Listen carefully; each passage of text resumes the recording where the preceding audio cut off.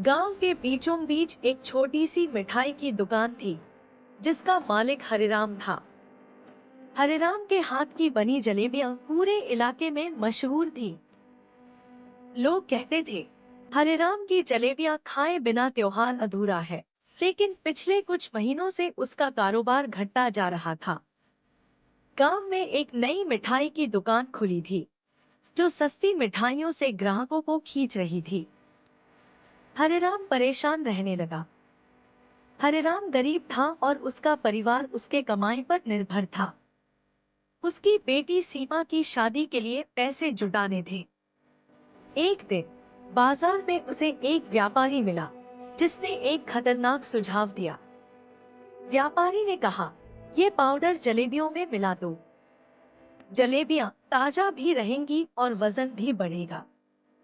तुम्हारा मुनाफा दोगुना हो जाएगा। हरिराम ने पहले तो मना किया, लेकिन बेटी की शादी और बढ़ते कर्ज के दबाव ने उसे लालच में डाल दिया। उसने पाउडर खरीद लिया और रात को जलेबियां बनाते समय उसमें मिला दिया। अगले दिन उसकी दुकान पर ग्राहकों की भीड़ थी। गांव में सभी ने हरिराम की जलेबियों की तारीफ की। क्या जलेबियां हैं, इतनी मीठी और ताजा।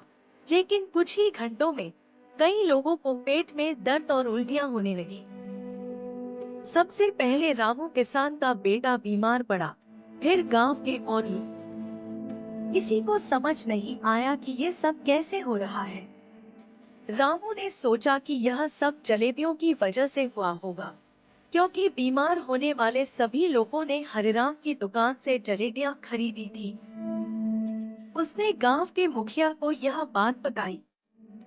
गांव के मुखिया ने हरिराम से सवाल किया। हरिराम घबरा गया और माफी मांगने लगा। उसने कबूल किया कि उसने जलेबियों में वह पाउडर मिलाया था। यह सुनकर गांव के लोग आगबकुला हो गए। लेकिन मुखिया ने उन्हें शांत किया और कहा कि इस समस्या को हल करना होगा। हरिराम को अपनी गलती का एहसास हुआ। वह पुलिस के पास गया और व्यापारी के खिलाफ शिकायत दर्ज कराई, जिसने उसे यह खतरनाक पाउडर बेचा था। पुलिस ने व्यापारी को गिरफ्तार कर लिया। हरिराम ने गांव के सभी बीमार लोगों का इलाज करवाने में अपनी बची खुची पूंजी लगा दी।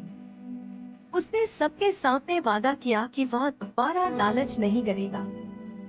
गांव वालों ने उसे एक और मौका दिया, लेकिन इस बार उसे कड़ी चेतावनी दी। हरिराम ने समझ लिया कि लालच इंसान को कितना गहरा गिरा सकता है।